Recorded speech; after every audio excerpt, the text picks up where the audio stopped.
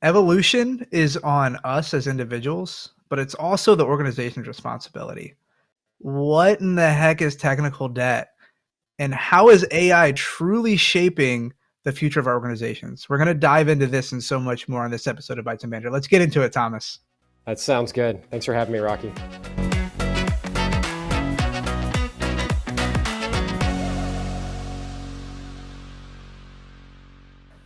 On this episode of Bytes and Banter, we're going to be talking to Thomas Vick, who's the Senior Regional Director with Robert Half. We're going to be diving into building future forward tech teams. It's a report that Robert Half puts out with a lot of good details. How you doing today, Thomas?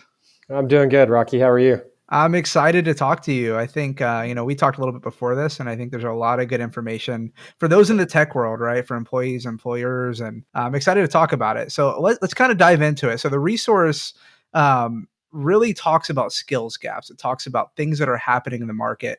And it kind of called out 65% of organizations report a skills gap. 62% say the gap is more evident than a year ago. And for me, as you think about really the title of the resource, right? Future forward tech and future forward tech teams, the gap seems to really focus on that future forward and some of the roles that are really tied to the future of what we're seeing in the market, specifically in the AI ML space, right? The 45% of small companies saying that, they see a gap in this space. 41% of large organizations see a gap in this space in terms of skills. Can you really talk to me about this gap, considering it's the largest, right? What are you seeing in the market, Thomas? Like, what's happening? Yeah, obviously AI and machine learning are advancing significantly and quickly by the day, and companies are looking at the usage of both and how they can use it to innovate, how they can use it to advance the business. And so, with that, AI is really advancing at a pace that's tough to keep up with at this time. And so there's already that skills gap there where people are struggling to fully understand the usage of how it can be implemented and what they can do with it. And then it's advancing at a pace that's quicker than what the people can learn it. So it's only increasing that skills gap in that area. And I think it was, 20% above the rest of the skills gaps. There was a number of ones there. And so it's so evident, right, in all organizations of all sorts and types. And what I found interesting is knowing, right, the report talked about 90% of tech leaders, indicated that they plan on implementing initiatives involving AI, and some of them maybe that they put on hold for some other reasons we're going to dive into, some questions I'm going to ask you about later. But what kind of skills are you seeing really that matter when it comes to AI that organizations are looking for? What does that gap really mean when it comes to tangible skills? Yeah, I mean, like they're looking to implement AI into all parts of their business. So obviously, top of mind right now for tech professionals and executives is anything to do with cloud migration, data security, privacy is top of mind. You look at big data and what they're doing around that particular area, technology modernization. AI is infused in all that, and they're looking at the usage and the practicality around using AI in all those areas. So it's becoming extremely important, really, when it comes to any of those skills. AI is becoming embedded in there. So we're not necessarily seeing AI as its own job and function at this point, but more a part of these skills and these particular areas that are in high demand right now. And when you have conversations with employers and employees, and it's not in its own role, which is interesting. You said that. I think that is something that might be a misconception, right, in the market. And even for me, somebody who's very ingrained in IT, like it's not a role, right? And so that kind of leads me to a combination of questions. Take it however you want. What is the difference between AI skills, right? One of the gaps that showed up on the list was really the technology process automation, right? With 25 to 27%, depending on the size of the organization, saying they see gaps here too. How do these differ? Are they similar? Are they, AIs, you said it's kind of embedded in everything. So what's the difference between technology process and automation versus AI? Because I hear them, and I imagine like a lot of our listeners probably think they don't know the difference, right? What is really the difference there? Yeah, I mean, when you talk about automation, obviously companies have been looking at how do they automate processes, how do they automate pieces of their technology, how do they automate any and all areas, supply chain, you name it. Automation's always been front and center. Where AI has begun to embed itself in there, where they're becoming very synonymous, is now AI is being used to How do we further automate this area? How do we automate this area more quickly, more efficiently? So they're not necessarily the same in that companies have always been trying to automate different parts of their business, technology being a big part of that.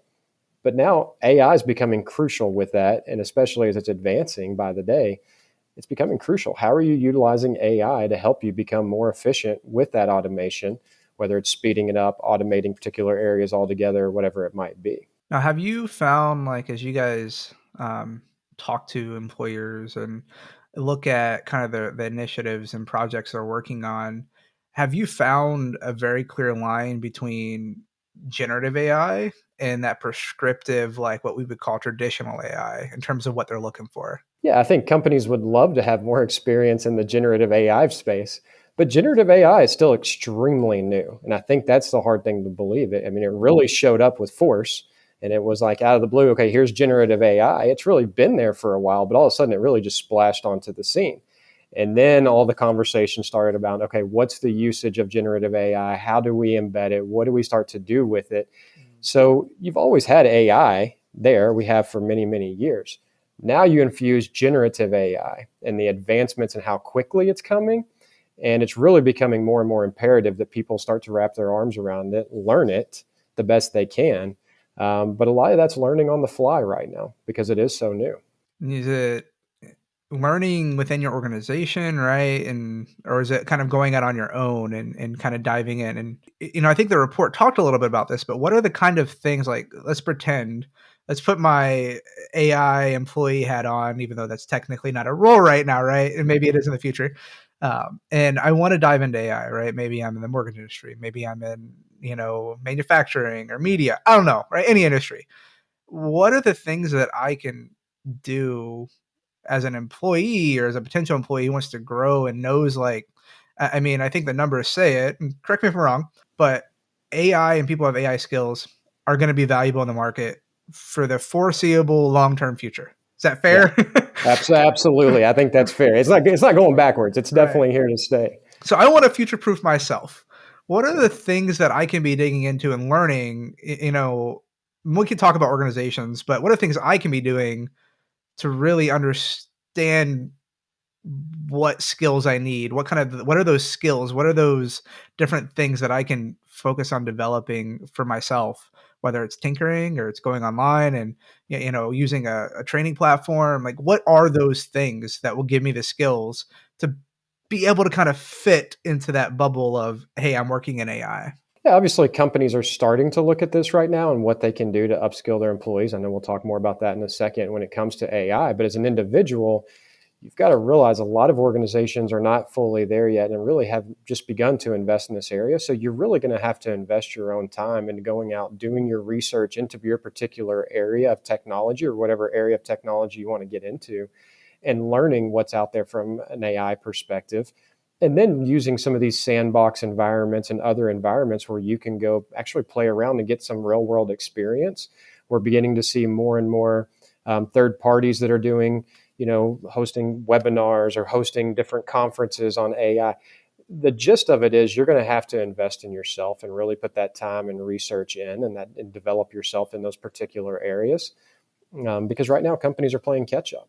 And so while they can do things, the individual is also going to have to put time in on their own and look for those opportunities. So what kind of skills, like, if on top of your head, like if I were to like want to really dig in very hyper focused on something, would it be programming? Would it be a specific language? Would it Yeah. be, data analytics is another one that I think kind of popped on in the report a little bit. Like, what are those things that are going to really play a part in helping AI take those next steps for organizations? Yeah, I mean, obviously, software and application development's at the forefront and has been for a long time. So, learning anything when it comes to AI in that particular area.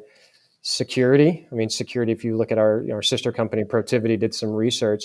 Right now, security for tech executives is the third most important thing to them. And by 2034, they say it's the most important thing that they're going to have to focus on. So anything that you can look at from a learning perspective in AI and security and how that's directly related. Cloud migration, as we talked about, is here, to stay, and it's something they're looking at. So any of those high demand areas, anything you can learn about the usage, what AI can do and how it's being utilized, and then test that in some type of fail-safe environment is extremely important. No, I think it's good. I think there's a lot you can really do, right? And I think Mhm. anybody who wants to grow in an area and is passionate about it, they find those ways, right? Whether you're listening to a podcast because you're obsessed with leadership, I mean, guilty as charged, right? Or you're digging into Udemy or LinkedIn training or Precipio or whatever you're offered or have in front of you, right? You're going to be able to really dig in and learn. And so the question that comes to mind is, are business leaders looking at the outcomes that they hope to get from AI? Or are they looking for skills specifically to help advance their AI and their migrations and their security, right? Those kind of things. Kinda can you unpack that a little bit? Like, what are you Yeah. seeing in kind of that realm? Yeah, I think especially with generative AI being as Yeah. new as it is, I think what executives are looking at is they're looking at what outcome they hope to achieve and then kind of working backwards. It used to be, okay, here's our outcome. We know the roadmap. We've been there, done this before. So here's the skill sets that we go look for. Now it's, okay, here's the outcome. Let's work backwards. What areas is that going to impact? How do we go about creating a process for that? And then what are those skills that we're going to need to, and do those skills exist within our organization right now or not? And are we even capable? I mean, I know we'll talk about technical debt more later, but do we even have the ability to automate and advance and innovate at the pace with which we want to even accomplish this? And in the past, that was kind of already known or not known. Now it's, all right, here's my outcome. And then you're almost kind of working the equation backwards for the first time. And so that's the way a lot of executives are looking at the usage of AI and machine learning. Really not knowing, what the future is gonna look like and being able to say, "Hey, what is this? How's this gonna drive our outcome?" I think matters. You seeing organizations looking at, or leaders specifically, right, within organizations who are making these decisions, and we'll talk about technical debt in a second, because I think that part plays a big part, I'd imagine, in this answer and this what you're saying. But do you see leaders who are looking at generative AI to drive outcomes for their internal employees, or more so to their external employees? Or is it kind of just like a mix, a hodgepodge of, hey, this is opportunity here, maybe here? Like, how are you seeing those kind of conversations? They're looking at it from all angles. I mean, they're even looking at it so far as what can AI do to drive revenue, to directly impact the bottom line and drive revenue. So not just how can it make us more efficient internal with our internal employees. How does it make us more efficient with our users or our clientele? How can it actually drive revenue? Where can it help us innovate and actually bring in additional revenue and potentially create a competitive advantage? And so they're really evaluating it from all areas. And, going back to what we were talking about earlier, sometimes it's, okay, here's what we think we can do with it. Here's the outcome. We're going to build the plane while we're flying it.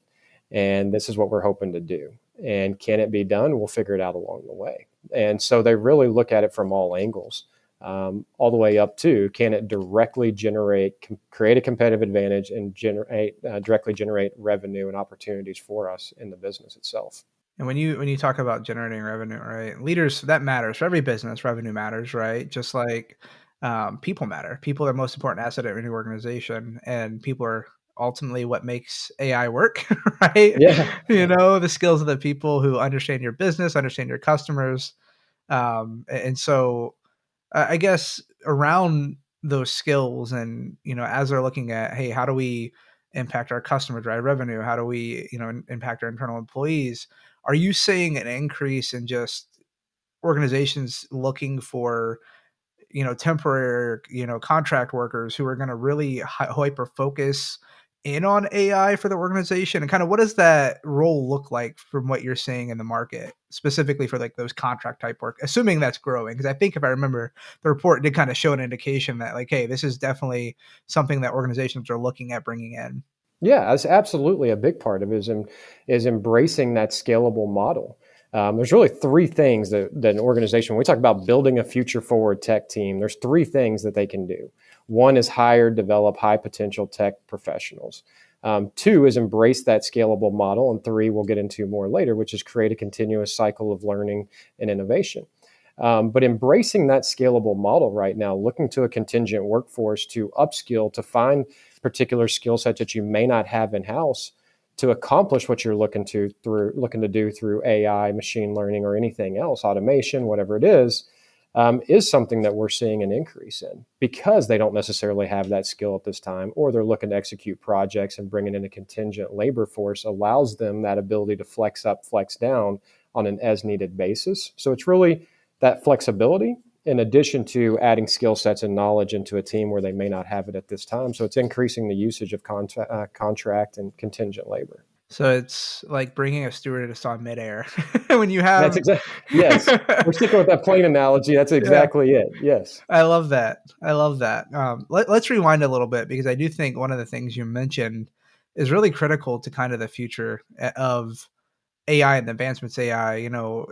According to the report, building future tech teams, it said that 7 out of 10 organizations believe that technical debt kind of hampers their ability, right? It impacts their Mhm. ability to really innovate and evolve. And we know, I think my boss, she used the word, if you either evolve or you die, or maybe it was somebody Yeah. more famous that said it, right? So every organization wants to evolve, right? Definitely when it comes to AI, and 82% of organizations are looking to reinitiate projects and maybe were postponed.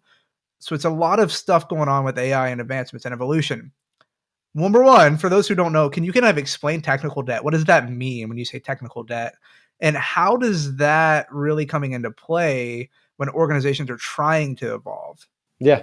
I feel like this is something we're explaining more and more right now by the day. Technical debt is the aged technology, be it infrastructure, coding, whatever it might be, systems, networks, whatever it is, anything that's aged to the point where it is slowing down and hampering your ability to advance and innovate within your organization and move forward. That's the simple definition of it for the most part. Is it's just the aged technology that's not allowing you to accomplish or not allowing you to get where you're going at the pace that you would like to. So it's we spend a lot of money on it, maybe, or maybe we need to put really solid OCM, right? The organizational change manage it to change the technology. So is it kind of a combination of both? Are you seeing it more like, hey, we've invested a lot in this technology on prem, so we're not ready to go to cloud, or is it the resistance from maybe the market or internal staff to migrate, or internal stakeholders? Like, what are you seeing kind of driving that technical debt? I mean, it's all the above, but the real thing is right now is we've seen some companies take a measured approach to maybe what they're doing and whether or not they're executing some of these projects. Now they're realizing they're having to. Security doesn't sleep. I mean, you have to pay attention to IT security and the Yeah. security around their information, your data, whatever it is.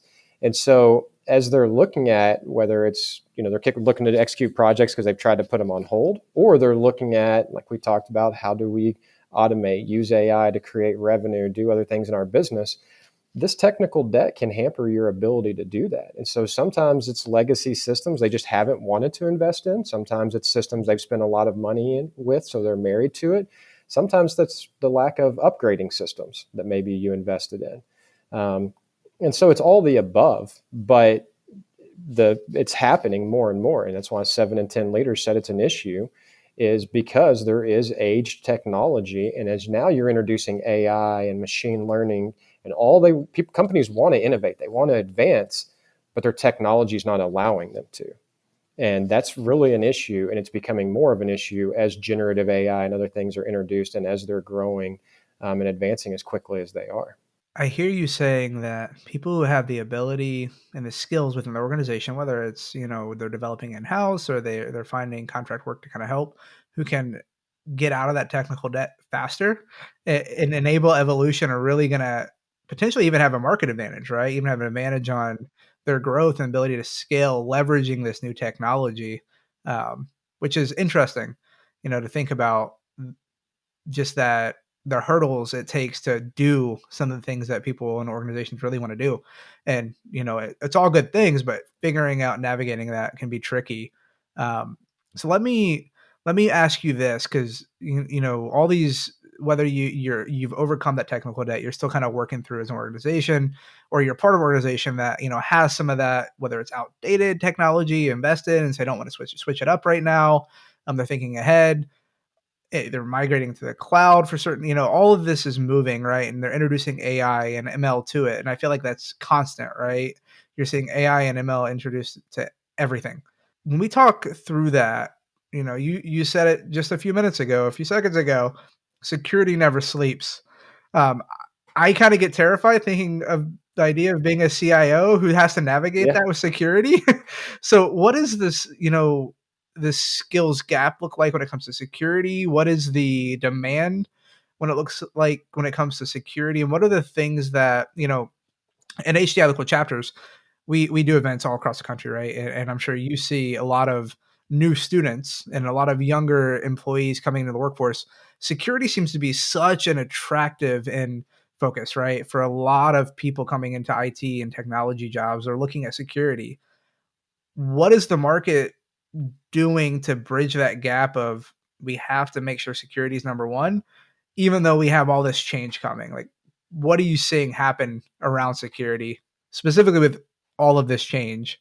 Yeah, I think a lot of what's creating the change um, is all these different companies that are getting hacked and all these different issues. And so security is not one of those things that drives revenue. So going to a CEO and I always say if you're a tech executive and you want to get a project kicked off, tie it to generating revenue. That's the quickest way to get it done. Security doesn't always do that. And so what's creating a lot of this change and the need to invest in it is the fact that more and more organizations are seeing, whether it's themselves or other organizations. I mean, we're hearing about healthcare companies and healthcare organizations that are getting hacked by the day. And so I think that is forcing companies to invest in security more than what they have to this point. They now look at that and they say the ability to not only potentially invest in it, but now you have generative AI being used to attack companies. So you're having to keep up. You're now having to kind of counter that with using AI and generative AI into how you further advance your security, because hackers are using it and their knowledge and their ability is advancing quicker now because of it as well. So it's really being used on both sides. I mean, you can be generative AI is being used for good. It's being used to help security. It's also making it more imperative that you're investing and advancing your security by the day, because hackers are using it too. It turns out it's not a hidden secret. Everybody knows about generative AI, the good guys and the bad guys. So it's becoming that investment for it is becoming more and more apparent to organizations through bad news and AI further advancing the type of attacks and the frequency of the attacks that they're getting. How do organizations better prepare for, right, the advancements and the risk, not necessarily, right, the good things, but how do organizations leverage this technology? Like, what are they doing to bring in the skills and talent and the project? Like, what kind of project? Like, what are the things they're really doing to maybe get ahead of, right, the risk that's associated with the bad guys, as you like, as we call them, right, the not so best interest at heart attempts. Yeah. Yeah, I think they are looking at it as more of how do we not just have a budget to address security, but we're seeing executives that are investing and forward thinking with security. And we're hearing more and more about organizations doing hackathons where it's allowing their employees to go in and it allows them to, better their skills and practice some of the things they might know. And, it sounds fun. Let's go hack, right? Let's go do this. This is going to be fun for technology professionals. That's exciting. And now you get to do hackathons with your, fellow coworkers or others. And it's also teaching these organizations what to potentially be on the lookout for. I mean, you almost kind of sometimes learn best from your own people, the people that are inside your own walls, because they know where some of the weakness is. And so that type of thing, that forward thinking mentality when it comes to security, whereas it used to be a more reactive type of approach, now it's more forward thinking. It's becoming more of an investment and something organizations are looking at and trying to stay more ahead of. So the mentality with security is definitely changing. So it almost sounds like it's not even just, financial, it's an organizational mindset change, right? Phishing test, hackathons, all these kind of practical things that organizations are doing to really prepare is becoming more ingrained, right? It's no longer reactive. That kind of brings me next to the next question I have for you, Thomas, and it's organizations holistically. You mentioned in multiple ways they can prepare, right, and build a tech team of the future. And one of those ways is really investing in the skills internally with where they're at. Unpack this for me a little bit. What does that look like? What are you seeing organizations do to kind of get their people, ready and learning and growing. And so I'm doing it on my own, but as an organization, as a leader, what are the things you're seeing really organizations focus on to build those skills within their organization? Yeah, I mean, we're talking about these skills that are in high demand. The first thing we tell organizations and we talk through with them, a lot of times that perfect candidate doesn't exist. So finding the candidate that checks all 10, 15, 20, 50 boxes may not and likely doesn't exist. So the first mentality that organizations have to have is hire those high potential tech professionals and that have enough of the skills that you're looking for, and further invest in them when it comes to upskilling that individual into the role that you're looking to fill now or what you're looking to accomplish in the future. So that's really the first mentality shift that we have to see from organizations, or that we recommend, is you're not going to find that perfect candidate. You're going to have to invest in them. And then you're going to have to further invest in them.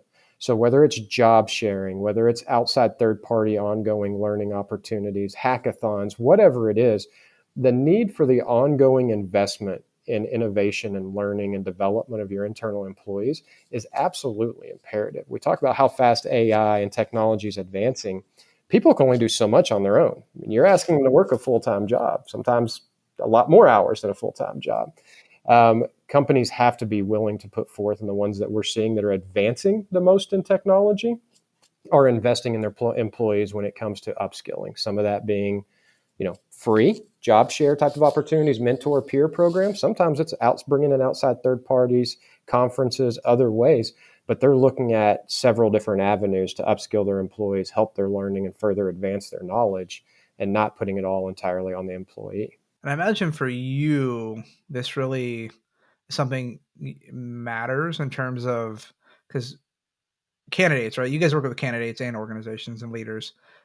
Are candidates now like really seeking organizations that do that, right? Does that give them an advantage to find these skills that when they come in and they know, hey, here's a program, right? Here's something we do to make sure we're staying. Like, are you seeing that question pop up with candidates as they navigate the workforce, definitely in technology? Is that something that is becoming norm and expected? Absolutely. I mean, it's something we've seen for years that employees have asked for, is what are you going to do to further invest in me as an employee? And now, I mean, technology professionals are still in extremely high demand. I mean, you look at a lot of these tech skill sets out there, they're sub 2% unemployment. Some of them as low as 1% unemployment or even below. So they're still in very high demand. And so as they're looking at opportunities, that's a question that they're asking. And now they're not only asking it, they're asking, okay, what are you going to help me further do to learn AI and generative AI and how it impacts the business and how I can impact the business using it? And so it's something they've asked about. They're only asking about it more. And now it's borderline an expectation in a lot of situations. And so it is definitely top of mind for employees when they're looking at new job opportunities, especially if they're comparing multiple opportunities, which we still see a lot of. It's not uncommon. I mean, we're working with clientele right now that they make an offer to a candidate and the candidate has 2, 3, just the other day, 5 other offers because their skill set's in high demand. And so companies really need to understand that question is going to come to them. What are you going to do to invest in me? How are you going to further my knowledge? And where is that ongoing training going to come from? And the answer can't always be yourself. I mean, that's not going to work right now to attract that top tech talent. And I think everything you're saying, it convinces me that, if an organization wants to really evolve, it's critical, right? That continuous learning being a part of who you are as an organization, what you bring to your team, what you offer to your team. I think Google was a great example, right? Like, Google Maps came because Google gave their employees freedom to work on a project, whatever they wanted, for a long time, for a certain period of time. Now, granted, they created that framework, right, within an organization. It wasn't necessarily trainings, but with the skills that we have happening, and even when it comes to security, everybody needs to understand what a phishing email looks like, right? Yeah. Everybody needs to know, what you should do before you reset a password, right? It definitely, like a service desk, those kind of things. And so it just sounds like the the skills are needed, the demand's there. And I think it was either when we talked to Jessica or it was Michelle on one of the other episodes of Bites and Banter. She actually talked about the unemployment rate, and we drove in a little bit to that. And it's wild to me that there's like, I mean, I don't think I saw a number above 2%. And I'm sure there was, but in these different roles, and even the service desk was compared to the national average in different careers, it was significantly low.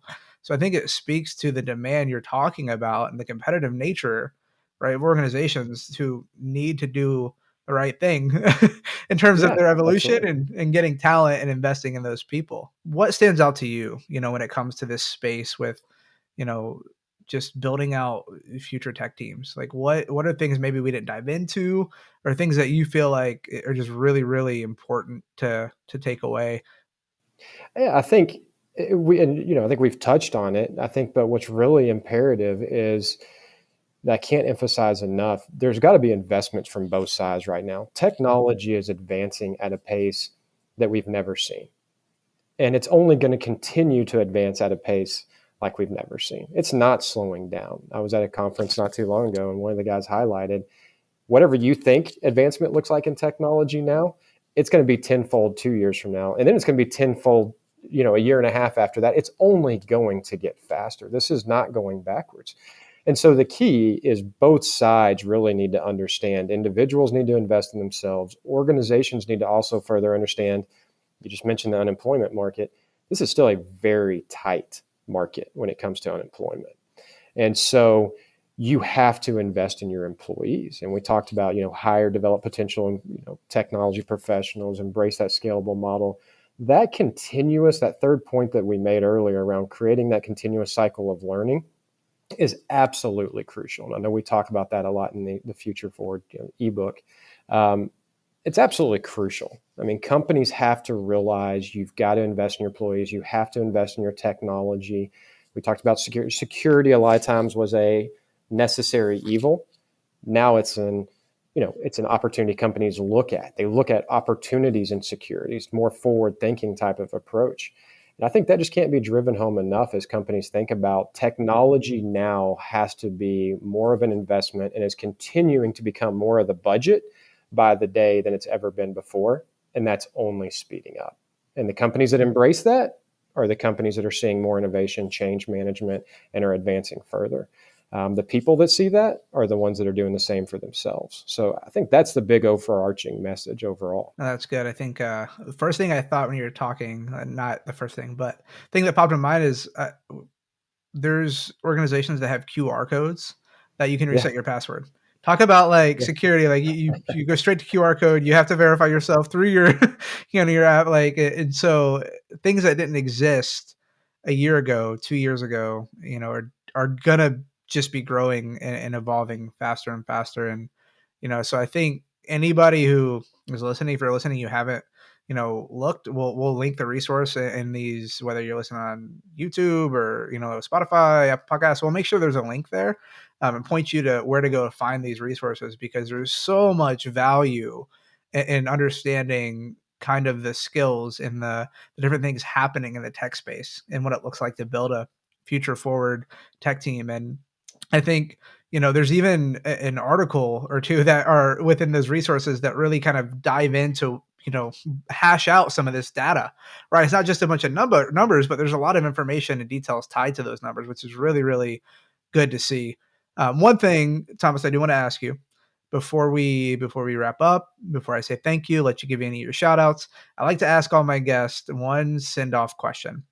And it's, if you had to hit rewind and say you're talking to your, let's say 15 years ago, 10 years ago, self, what advice would you give younger Thomas that you wish you would have had when you were younger Thomas? it's funny because it ties very closely into this, and that is accept innovation and really accept technology and the use of technology. I remember when a lot of this stuff came up in my career early on, it was, oh, this is something I have to learn. Well, I've got to take this phishing training. I've got to take this, whatever is a training the organization wants me to take. And now I've gotten to the point where I'm engaged in that. And I look, okay, how do I further the business, the operations that I run using technology? And I look back at my career and I look back at younger me, and it was, technology is necessary. And now I look at it and I say, technology is exciting. Technology is an opportunity. Technology is a way to differentiate. Technology is a way to attract and advance the employees and all the different areas that we impact. And so for me, I thought about that question. It's funny because it kept tying back to that. And it's ironically what we're talking about. And it's, Well, technology's technology. I've got to use these systems. Now it's, oh my God, technology is exciting. I can make my people better. I can advance our company. I can do so much more for myself, even family. I mean, there's just so many different ways you can utilize it and the things that you can do. And so I think that's the biggest thing. And it's funny because it does tie back to this. And early on, it was kind of the necessary, I got to use it. Now it's, I want to use it. How do I use it? And how does it make things better? So that's the biggest thing that I would say. I think something that almost everybody I've asked this question to echoes is this theme of embracing change. Embracing change with technology, and just the things that are evolving and looking at how it can make your life better and make things more efficient. And I love that you talked about how it can make my people around me better, right? Technology is there to serve humans. It's there to serve people. So no, I love that. Well, Thomas, I appreciate your time. Appreciate you giving us insights on these resources and anything else you want to leave for the audience before we wrap up. I don't think so. I think this is great. I appreciate it. I think, Rocky, it's obviously a very fun topic. It's something that I enjoy. It's something that's here to stay. Yeah, no, I appreciate you taking the time to come talk to me. Those of you who are listening, you're watching, seriously, go check out the resource. Go check out, download the ebook. You can have literally all of it on your desktop or your mobile phone if you want to go look at it that way. Really good information. So, Thomas, thank you for your time. Those of you who are listening, whether you're watching, listening, we look forward to talking to you on the next one. So enjoy your afternoon, enjoy your weekend, your night, your day, depending on when you're listening to this. Enjoy your coffee or whatever you have looking ahead. Appreciate everybody.